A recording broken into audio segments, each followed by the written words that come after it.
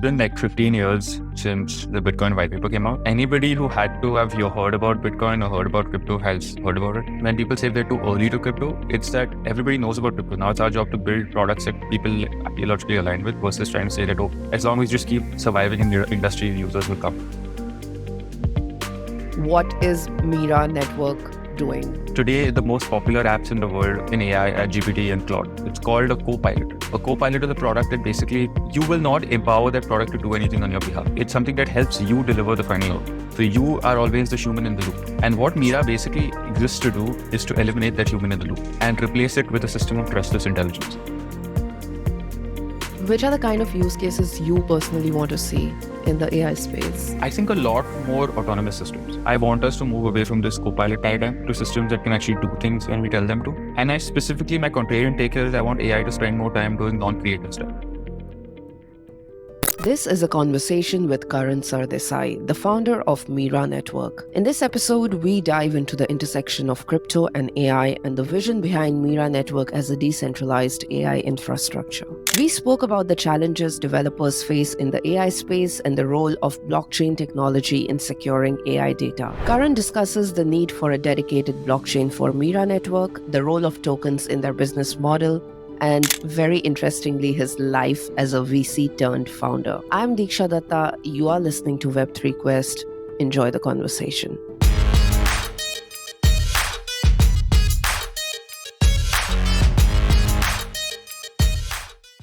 Before we go into all things Mira Network and what you're doing, all the amazing stuff that is going to come, I want to start with a tweet you did recently. You said something like, I'm going to read it out. You were like referring to crypto.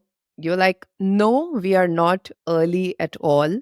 And no amount of gaslighting will change that.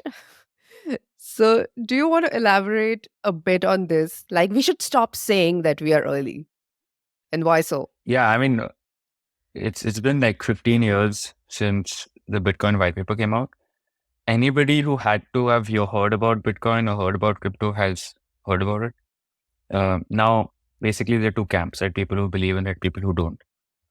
I think what people get wrong about crypto is, and this is my personal opinion, is that it is like a natural evolution technology, right? It's a platform shift.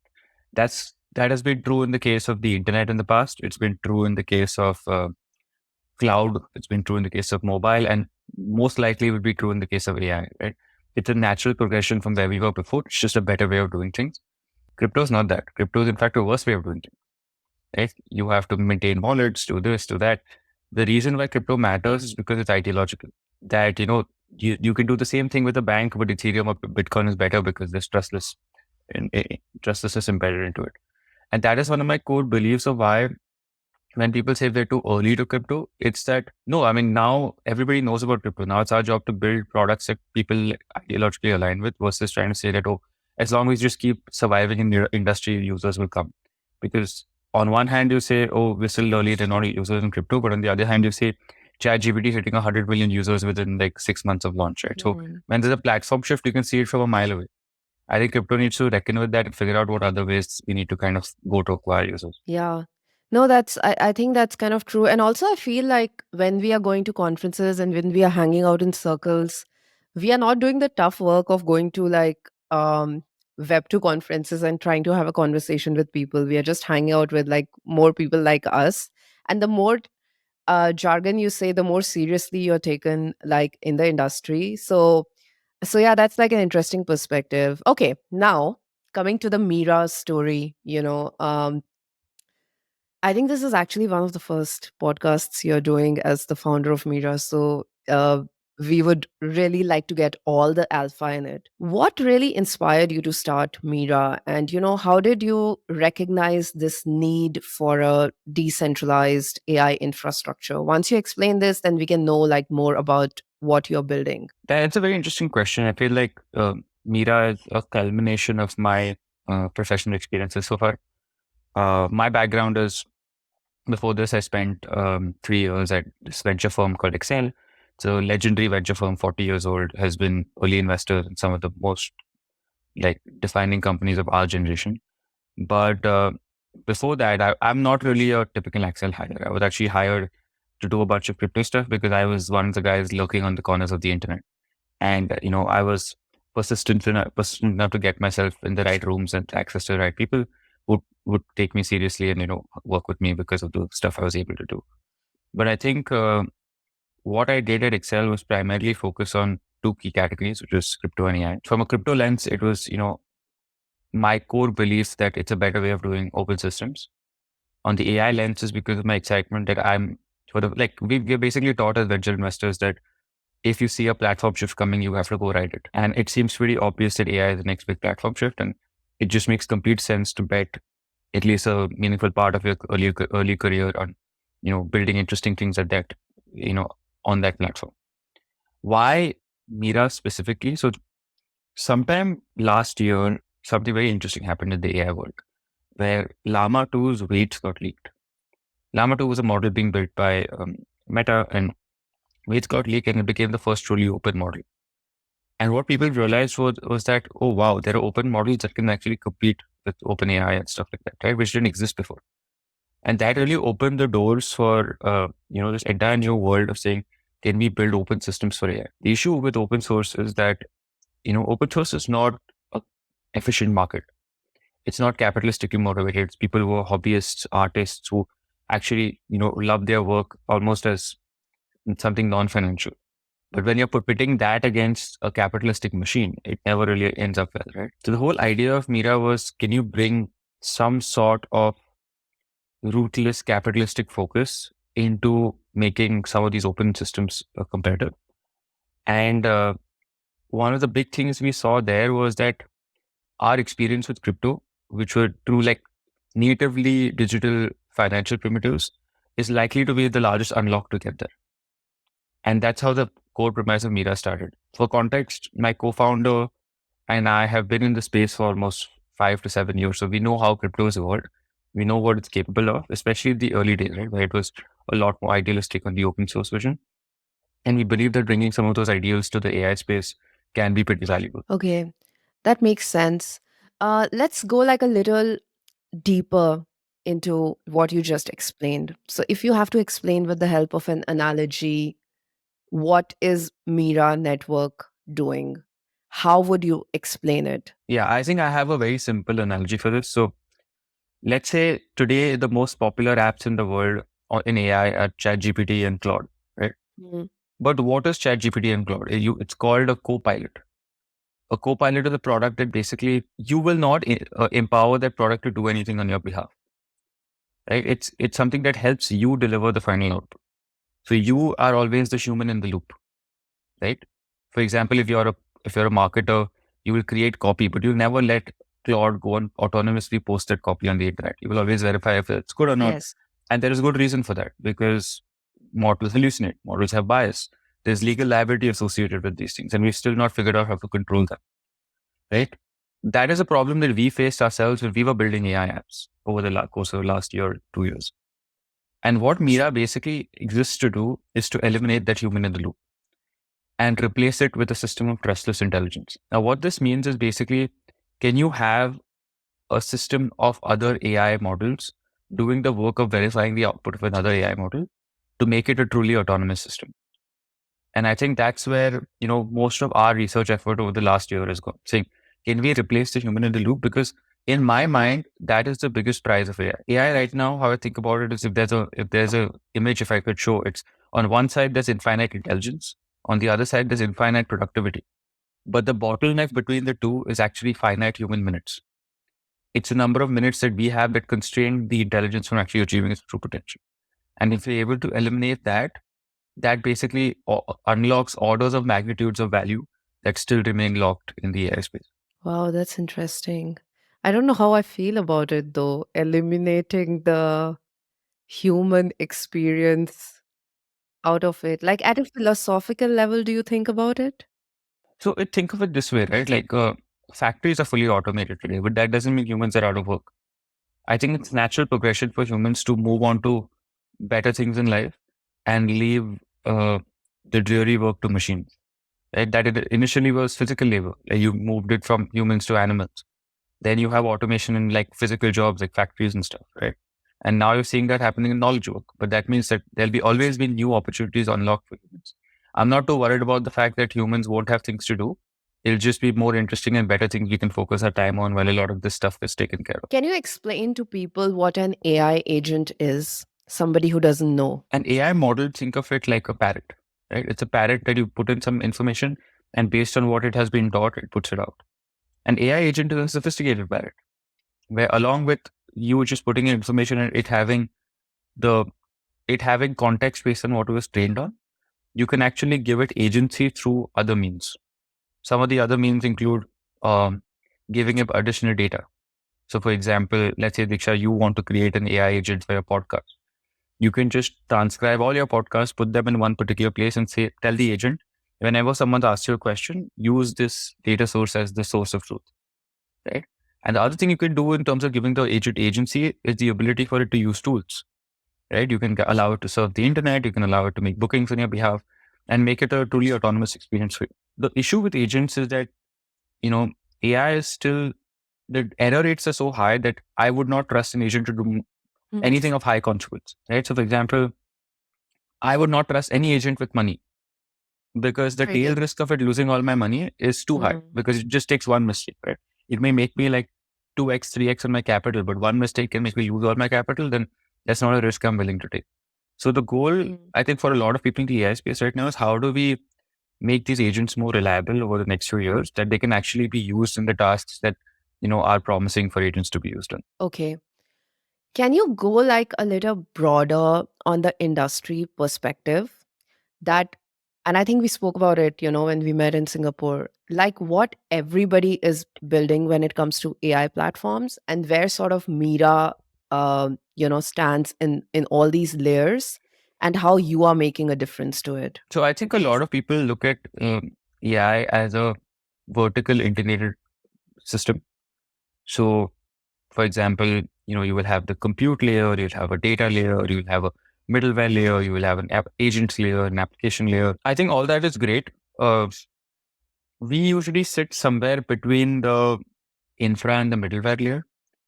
Um, One of the key reasons why Mira exists is to make applications better, right? Is to make AI operate better.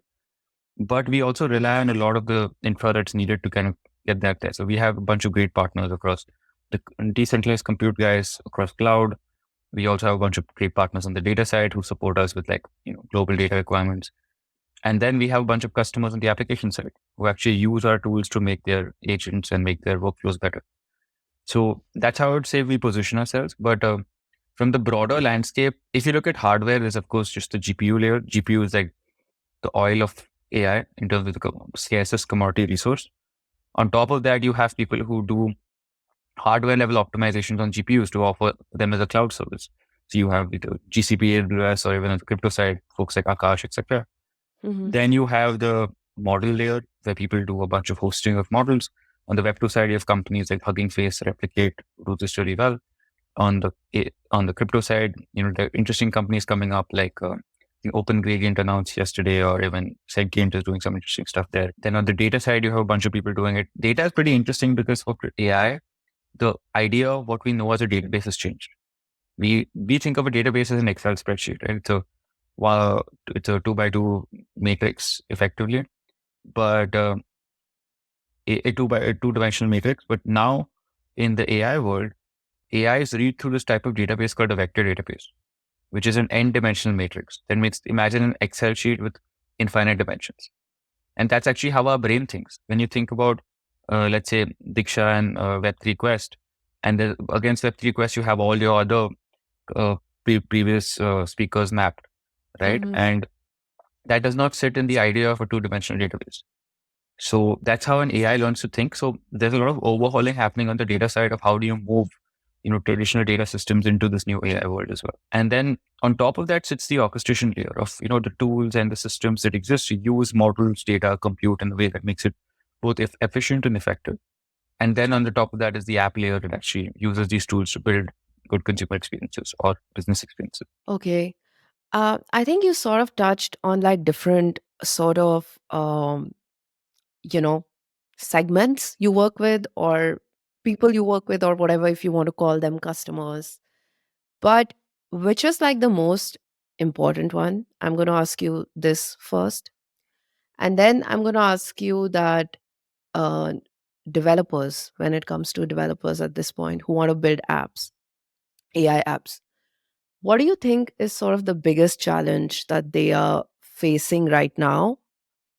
And how will Mira Network solve that? Sure. So the first question, can you repeat the first question? Sorry. Yeah, like which is the most important out of all the segments that you're catering to? Yeah, I think now it's become pretty clear over the last couple of years that whatever has needed to be done from an input perspective on the infra side has been done. Hmm. Now the ball lies in the code of the applications to figure out whether they can build a sustainable user case. And everyone keeps talking about how there's so much over investment in AI, but I think the question is when the most important area right now is there are no meaningfully large breakout applications, right? Apart from a couple of them like here and there, but like a lot of the compute continues to be underutilized. So I think that is going to be the most important focus area for investors, analysts, founders over the next year, 2 years, saying which are the applications that actually, matter. And on the other side, for developers, the biggest issue continues to be, so there are two issues. There's cost and reliability. Cost is, I think, a secularly solvable issue. Whereas AI kind of gets better, cost will like exponentially come down because they have been exponentially coming down. There's a clear path there. The unknown issue continues to be reliability. Like I was talking to a friend of mine who runs a very large inference provider, and he was like, most of our volumes actually come from speech and voice AI and not like language AI, which is Mm. text AI, because LLMs are not as reliable as people think they are. Yeah. People experiment with them, but no one uses them in production at scale in any meaningful capacity. Mm. So I think that has been like the big like awakening for a lot of people in the AI world that these things are not as good as that people think they are. It's like it's a great science experiment, but no one's been able to take that science experiment and build it into a real product that hundreds of millions of people use. And I think that's something we've been trying to target, and we can hopefully kind of make a dent in that. Which are the kind of use cases you personally want to see in the AI space pick up in the next few years? It's a good question. I think a lot more autonomous systems. I feel like I want us to move away from this copilot paradigm to systems that can actually do things when we tell them to. Um, and I specifically, my contrarian take here is I want AI to spend more time doing non-creative stuff. Like AI is great at creative work, right? Like Mhm. for copywriting, for image generation, all that. When can we take those systems and start using them in the boring stuff that none of us like to do? Right? Everyone loves to do creative work. Everyone likes to use Midjourney and make different images and Yes. say it's so cool. But can AI then completely do all the Excel modeling you need to do? Can AI completely, fill out 50 forms that you need to do on a daily basis? It's not there yet. And I think that's the bigger unlock, which I'm excited about, because that saves me and gives me time as any individual to spend time doing the things I love, right? Versus doing the things that I don't like to do. So anything that gives me leverage on my time is something I'm looking forward to. Yeah. I also want AI to take care of all my admin work so I can do the creative stuff. I mean, that's why we wanted AI, right? Like, not the other way around. Okay. So now let's get into your founder life a bit because a lot of entrepreneurial people also listen to this podcast. Many of them try to start ventures. And personally, I also like run a lot of hackathons and I'm working with early stage founders. How did you get from the phase of concept of Mira Network to actually raising 9 million in such a competitive space from such good VCs? Like, what was your journey? Or was it like relatively easier for you because you've been in the VC space before? And what would you tell somebody, for example, s- who wants to launch an AI agent? Like a lot of them Yeah. want to launch AI agents today, right? Yeah. So I think I had a slight advantage because I've seen fundraising happen many times. So I know to a certain degree what works and what doesn't. But I think beyond that, there's been a lot of groundwork for us to get to where we are, right? A fundraise is like a good first milestone because it gives us like the firepower to kind of go ahead. But like for us, the first thing we did is we were early to the trend. We've been talking about crypto AI since like, you know, early or mid last year when like nobody else was in the market, right? And we were like And sometimes you have to be contrarian to be able to kind of be ahead of everyone else. The second thing is for us having a really competent team. So my co-founder and I have known each other for almost 5 years now. And our team on average has kind of worked with each other for at least 5 years in different capacities. And everyone is an A player in what they do. So our head of research used to lead a lot of the research work on Uber's AI team. My co-founder basically is one of the most cracked engineers that I or anyone else have seen, which was the reason we invested in his last company. And our head of growth is someone I work with Excel, and I know he's extremely good at doing outbound sales work, etc. So from that perspective, the team really stood out because it's interesting that not too many great teams are building in this intersection. You will see a lot of people who are like, people think crypto is easier money, right? I'm going to like not sugarcoat it, that they think that crypto VCs are dumb. They just want you to launch a token, and crypto AI, you can obfuscate a lot of stuff to make you sound smart. But I think our investors, at least, they were, one, I think, astute enough to see through the noise and see, okay, what really matters. And second is, I feel, we also came in at a time to fundraise. We came in at a time where the market was really understanding that this is going to be an important category. And we used that momentum to go out and raise the kind of money we could, and also use that now to kind of really push the pedal on all our efforts in terms of research and growth. Yeah, that makes sort of sense. And how much time was there between like coming up with the idea and actually raising capital, like actually raising the money? So we raised money on an MVP research product that worked. Mm-hmm. So we wanted to go to market with something that people could tangibly see that, oh, these guys know what they're talking about. And it's not just like a word salad on a pitch deck. So it took us some time to get there. It took us about 6 months to get the team in place, get the MVP ready, and then use that as momentum to go and say, okay, this works. You want to double down on it. And then you're going to use that momentum to go and raise. And what would you tell someone who is coming up with like something like an AI agent right now and saying that, hey, we are going to raise money? I mean, forget the infra. Like the infra, I think still some, or you think we need more infra projects like in the decentralized AI network space? Like what would you tell founders who want to get into this space? I mean, you have to have some unique insight. You have to have Mhm. something that, like the thing is, this is my biggest learning in crypto so far is talk is very cheap. So if your insight is not unique, you might have the best product, but there'll be Mhm. 50 people who will drown out the noise. And no, you'll never even be recognized because everyone else has like made enough noise about how they're building AI agents, and they can honestly just launch a token and never ship the product, Yeah. right? Which is a very true risk in crypto. So what Mhm. is your unique insight that sets your product apart, and how can you communicate it well is, I'd say, extremely important in this space, right? And I think not enough people pay attention to that. A lot of them spend time focusing on just, oh, my product is 5% better than this, 5% better than that, when actually they should be spending time and saying, okay, how do I position my product in a way that it has something that no one else has? And I think that's very important to do right. What's the most critical feedback you have got from a VC when you were pitching Mira Network? Oh, I think I've become a lot more thick-skinned than I was. I have had VCs tell me that, yeah, you just opportunistic people who are raising just for the sake of, there's a hot market and it's a way to make a quick buck. To the point where I've had VCs ask me, do you even understand what you're doing? You're like giving away like the best story of your life and building on something that I know is not going to go anywhere. But I think that's the whole part of being a founder, right? It's the conviction you have in your idea and your thesis, while also being willing to kind of meander through your pivots and through your journey to figure out what actually works for you. Um, some good critical advice I got very early on was that this is after the fundraise, right? So you've raised a lot of money, but that does not mean that you've hit PMF. Because a lot of people think raising money is the same as hitting PMF and having a product that works. They're two very different things. And you need to act in the same way as you did when you had zero money, even after you raised money, to be able to kind of, till you get to a point where you know that investing X amount of dollars will give me an ROI on it. Yeah, that makes sense. Now, going on the product side itself, how are you working with developers?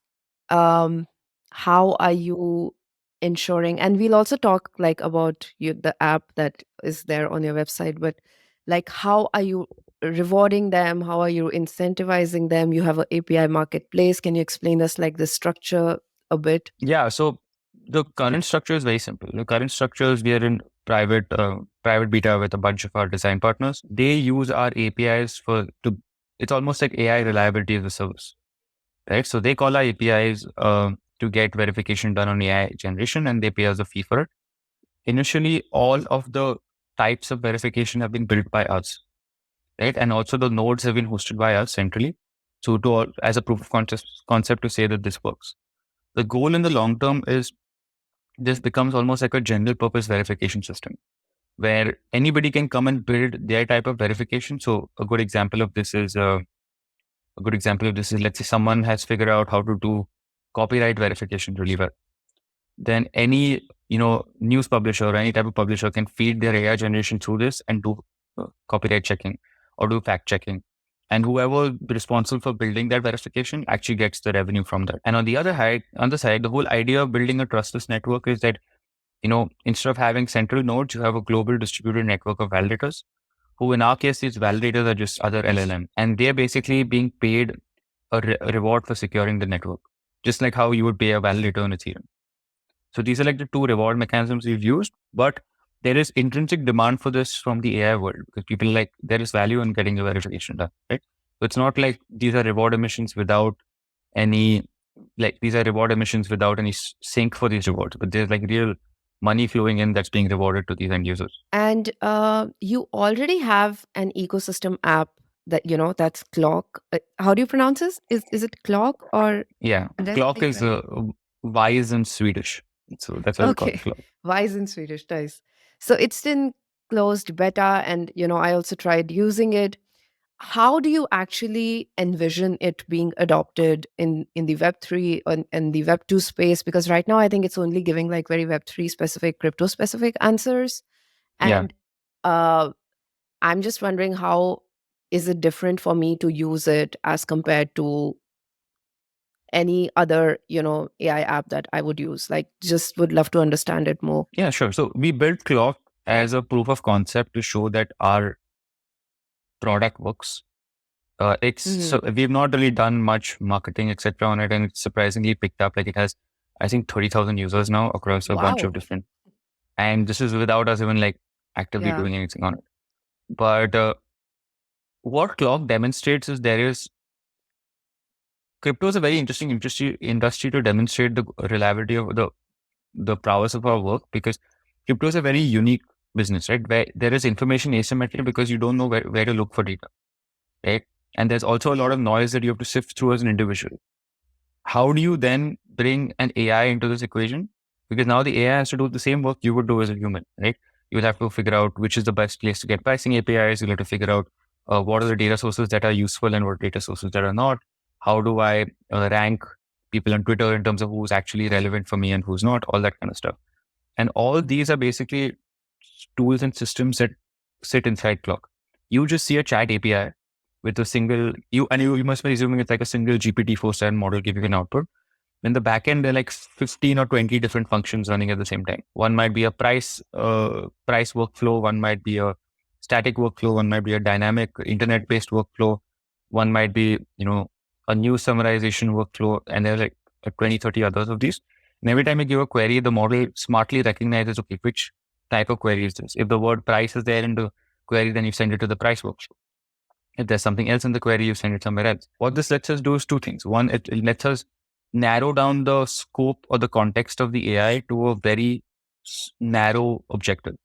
Saying, just get me the price of this. So the risk of hallucinations are really low. And second is also because the scope is so narrow, you don't really need larger models to do the work. So you can actually run much smaller models, which are like, some smaller models are 100x cheaper than the larger models. Right. So you can actually make a system a lot more efficient in terms of costing and latency, while also, delivering the output that your end user wants. And I think we've been able to show that with Clock that we've been able to do it. In fact, our goal now is that's not a core focused product for us. Right? Okay. We are an infrastructure company. Our goal is to open source Clock and let anyone use Clock in whatever way they want, even fork it and use it in other industries. We don't really care. But it gave us a lot of learning because 30,000 users using it, you can actually see users in prod, right? So it gives us a lot of learnings and feedback in terms of how we need to build Mira as an infrastructure platform. Okay. Yeah. I mean, 30,000 is a great number, actually. And with no marketing overall, I think. Do you ever get asked the question that why do you need blockchain technology to secure data that is sort of used in AI models? Like, do you get asked this, or is it like already an old question? Like, why blockchain? Like, I mean, you can just do it without it, right? No, I think this is a great question. This is an important question to answer because this question I get asked every day in SF. All these AI guys around me are like, oh, this seems like such a cool idea, but why are you adding like crypto into it? Doesn't make Yeah. sense. And this comes back to the initial point I made about crypto being an ideology. Any crypto business can be built as a fully Web2 centralized business on cloud or whatever. But crypto really matters where the tail risk of something going wrong is really high. The tail risk of something going wrong as a bank is they shut off your account and you lose all your money. Right? Ethereum protects against that. It's an insurance policy. In AI, the tail risk is becoming a lot more of, fraudulent slash malicious leakage of data into like your models. So I'll give you a very interesting example. One of the largest players in the space, it's a company called Scale AI. They got caught doing something very interesting recently where Scale AI's job is very simple. Meta will take a bunch of outputs from the Meta models, send it to Scale. Scale's job is to hire experts who then validate the output, saying, is this good output? Is this bad output? And the validated output goes back into retraining the model. So the future of the model's success depends on the quality of the validation, right? So it can either the validation's good, the model can get much better. The validation's bad, the model can get much worse. It's like how good your teacher was in preschool. So that is a very important decision you make. Like you won't send your kid to like a random preschool where you know the quality of teachers are bad, right? You want to make sure that you get the best of the best. In AI, the issue is that no one knows who that teacher is. And a lot of times people have found out that these experts have just been like other models they've been using to create the output. So all the bias and hallucination that exists in the other model is now like seeping back into any model you're training. And this is where crypto shines, right? Because this is exactly where you need trustless primitives. Like if a validator on Ethereum, acts maliciously, you have the ability to slash them and actually, put them back in line. Or there's a reputation hit. Or, in case of Bitcoin, there's like a certain degree of work you need to be able to hack the network. So I think that's where crypto comes in for Mira is how do we make these teachers trustless? We will never be able to build a centralized oversight function that, keeps track of all these people because there'll be like hundreds and millions of these models in the world will be doing verification. But how do you use primitives that already exist that allow us to kind of keep them aligned to the same objective? Saying that you have to buy into this network with a certain amount of assets. And if you're caught, fraudulently evaluating things, then you get slashed. And the tail risk of that is too high for you. So that's where crypto becomes really important. For us, crypto may not be important today from a product perspective, but it is the important insurance policy that exists that tomorrow, if something goes wrong, we can always point to the fact that this network is robust in itself and we don't need to kind of have any oversight function on it. Yeah, insurance policy. I like that. And actually, this leads to my next question. I think you've also hinted in the past that you will have your own blockchain, and you'll have your own chain. Interesting day to ask this because, like, we've been hearing a lot of like layer two, L2 jokes on Twitter. So, do you have some sense like this? Will this be an L1? Will this be an L2? Why do you need your own blockchain with Mira Network? So how I think about it is what we're doing verification of AI output, right? What does verification mean in our context is you get an AI generated content. Let's say, you say transcribe this podcast and you get an output. That output is sent to a bunch of models who have to agree that this output is valid or invalid. They might fact check my claims, they might do something else. And then they say, okay, this is admissible output that can go back to your end user, or this is not admissible. Maybe it needs to like go through another kind of set of reviews before it kind of comes out. If you think about it, that's the same way blockchains work. A blockchain, what is a blockchain transaction? It's a state change on the database. It's saying, okay, money has gone, $100 from Diksha's wallet has gone to Karan's wallet, right? So it's minus here, plus here. And what does a blockchain do is it verifies that state change in a decentralized manner. You will have a bunch of nodes saying, okay, this transaction is valid. So we add it to the block and now it's immutable. And that's why we need to build our own blockchain because each of these, just like how they are validators on Ethereum, each LLM is a validator on Mira who's doing the work of actually validating the AI content and achieving consensus on it. And that becomes like the core premise of how Mira is built. So for us, we will need to have a blockchain. We're still debating whether we like bootstrap our own security or whether we kind of take security from other established players. But it's like a very mission critical part of like the product. Yeah, okay, that makes sense. And then okay, I know you can't comment on the token launch thing, but eventually that's also going to be on the roadmap. Or you say no, Yeah, I mean, no it's comment. hard to it's hard to say right now. So this is actually an interesting question because we have been debating whether we need one, primarily because of the fact that this is a real revenue generating product, right? There's Hmm. why do you need a token in a lot of cases is because you need a token to bootstrap the supply side. In our case, we have enough demand to bootstrap the supply side. So then the question is, what does a token really do? So that's a very interesting kind of conversation happening within the team and with our investors as well right now. I think like it's such a interesting topic generally because also personally, when I work with like cohorts, like basically early stage founders, many times they go and pitch to VCs and they say, "Oh, we only invest in like projects that have a token," and that becomes like the motivation for some of the projects to be like, "Hey, we have to really add a token in our roadmap." And I say, "No, like that's not the reason that you should add a token, in your roadmap because only then you will get a VC."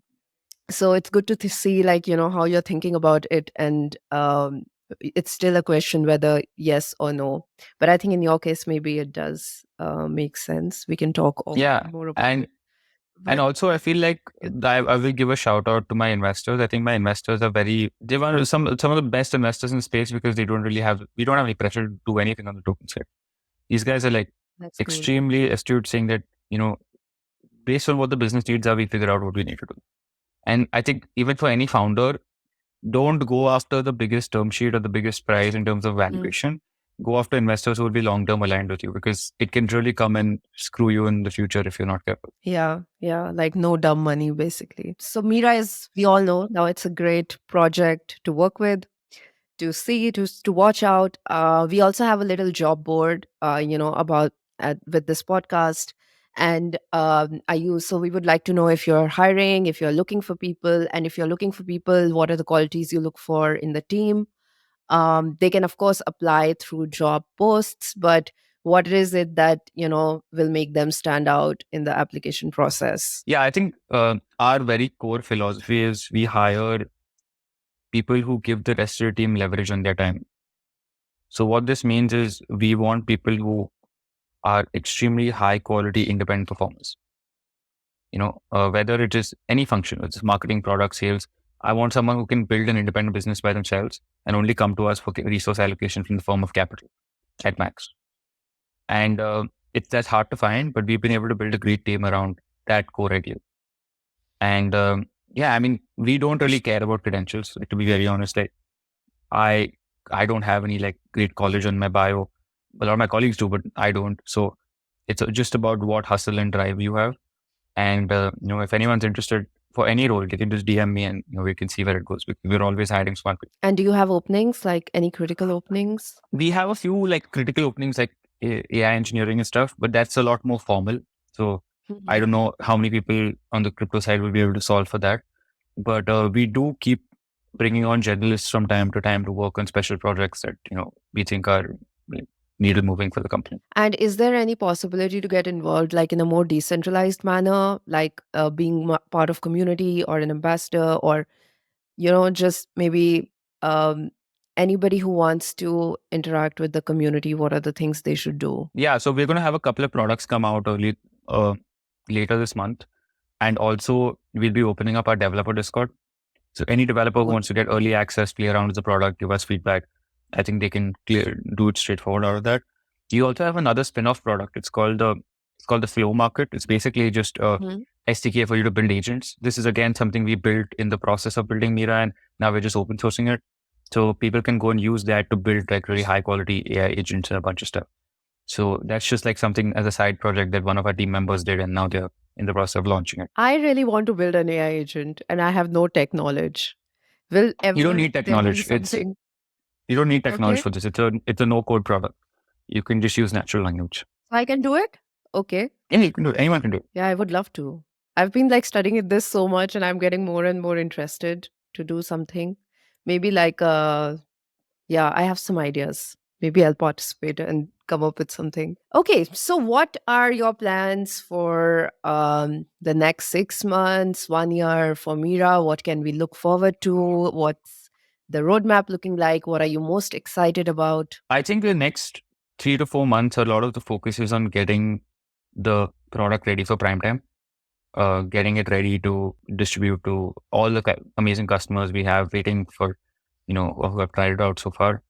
Next year is a lot more about actually progressively decentralizing the network, moving it towards a client-based system with a bunch of validators.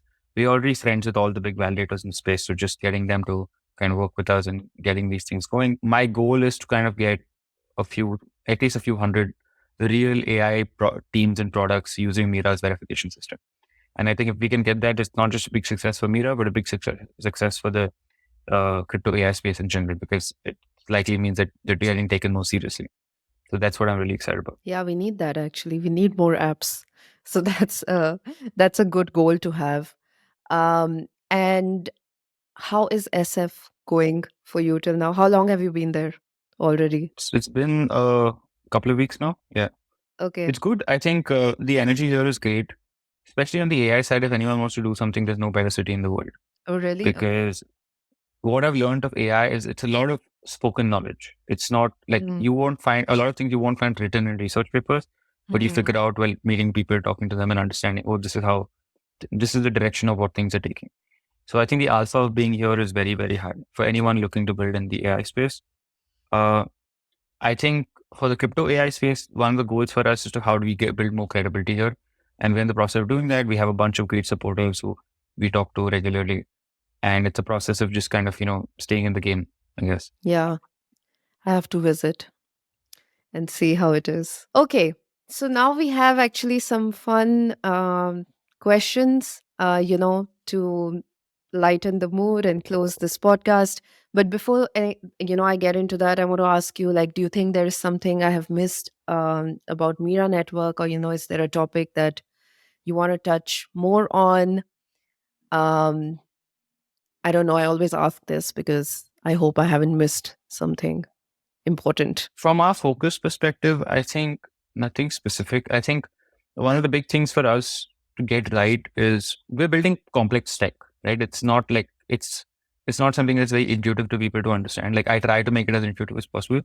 But one of the things we've been focusing on is how do we get a person who has no idea what AI is to understand why Mira matters, right? Whether it is the core problem statement or the decentralization of it, etc. So I think that's a question that every crypto AI project will face, because you're anyway building in a relative complex space, and on top of that, you're adding like layers of decentralization to it.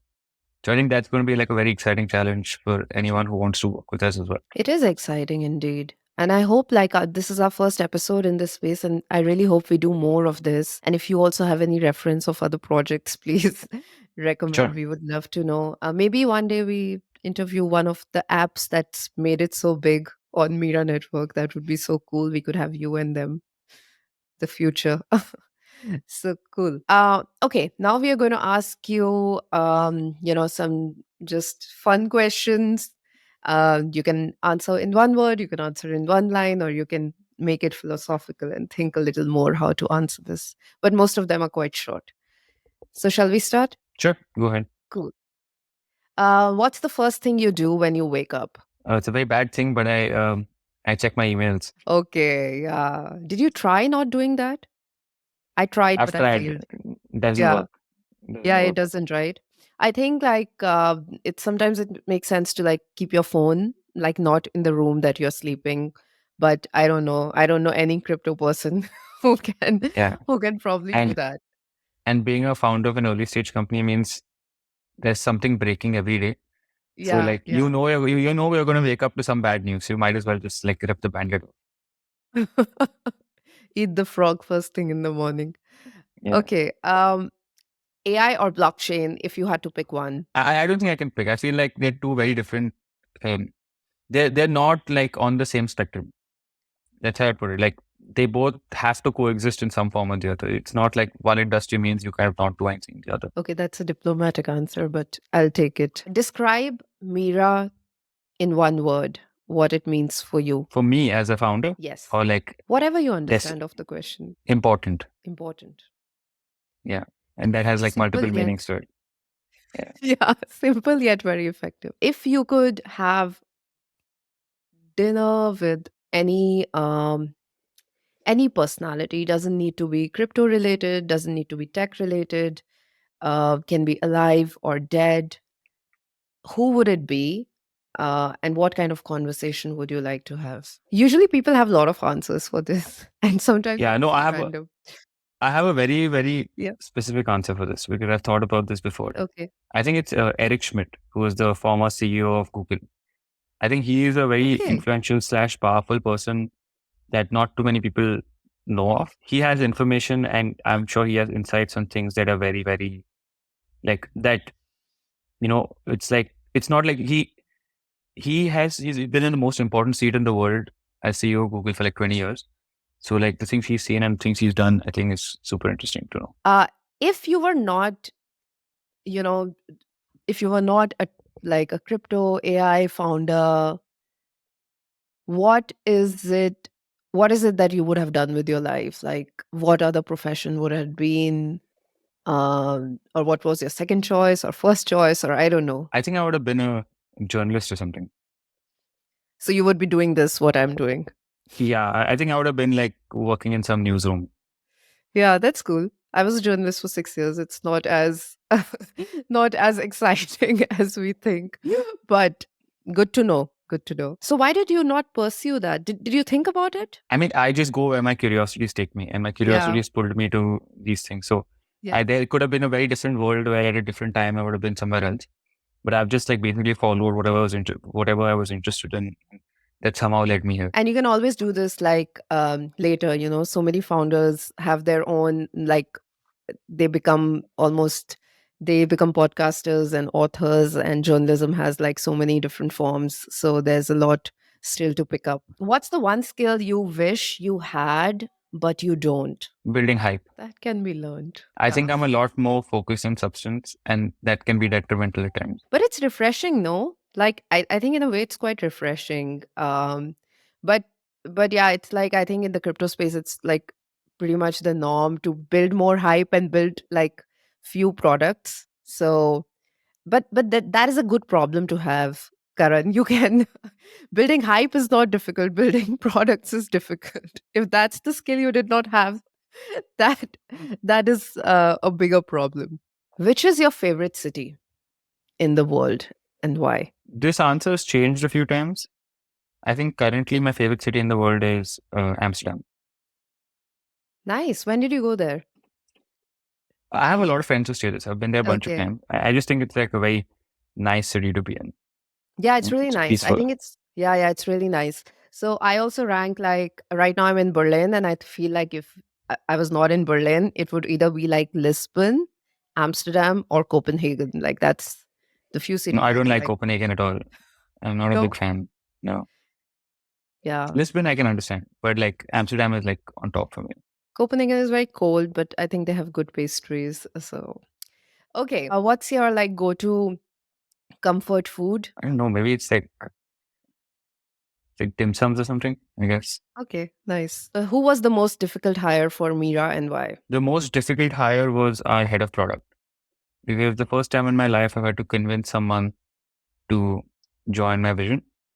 And it was a great experience because it taught me a lot about how I need to refine my pitch. That is cool. And I think we now have the last question. If there is one learning that you have learned from difficult experiences in your life, and you could pass it on to another person, it doesn't need to be necessarily related to founding a startup. It can be about life also. It can be about friendship. It can be about relationships. What advice would you like pass on, and you learned it like the difficult way? Yeah, I feel like life is about shots on goal, right? Or like volume games. What people don't realize is you should what matters most is putting yourself in a position that you get lucky. And that's about constantly putting yourself out there. And that applies to everything. Right? For fundraising, I might have spoken to 200 people, maybe 10 said yes. For, like when I was joining the fund, I must have like DM'd like 50 people, one person said yes. Right. So life is about finding that 1% out of 50% is willing, 50 is willing to take a chance on you. But that means that you should be willing to be okay with 49 people saying no. And I think that's a skill that people should develop early in life because it's hard to develop this later, of being like okay with people not believing in you or not believing in whatever you want to do. Yeah. But were you expecting this? That when you started like facing rejection, that this would be like the score, or was it like a new learning for you? No, it's always been the case. I think I've seen enough Yeah, founders go through this in the past. Like no matter how good you are, exactly. a lot of people won't believe in what you're doing. And I've seen founders where I have not believed in what they're doing and they've proved me very wrong. Right. So Yes. I'm more than happy to kind of like see that on the other side. But it not just applies to companies, right? It applies to like making friends. Like if you don't put yourself out there to meet new people, you will never like build good relationships with people. It's about meeting a partner or finding a job. I think it's just about Yes. constantly doing the work to put yourself out there is always net valuable. Yes, yes. No, that's so true. I think with anything in life, whether it's fitness, whether whatever we are going for. Okay, great. That's a good note to end on. Like keep trying, be consistent, and be positive. And thank you so much, Karan. This was really fun. Learned so much about Mira Network, also generally the space, crypto AI space. And we'll hype you with this podcast. So that is taken care of for like some time. We'll try to do as much hype we can with this because we really enjoyed the conversation. And thank you to everybody who listened. Steve, our editor, who makes us look very nice and sound very good with his edits. And yes, thank you for your time. Awesome. Thanks, Diksha. Thanks for having me.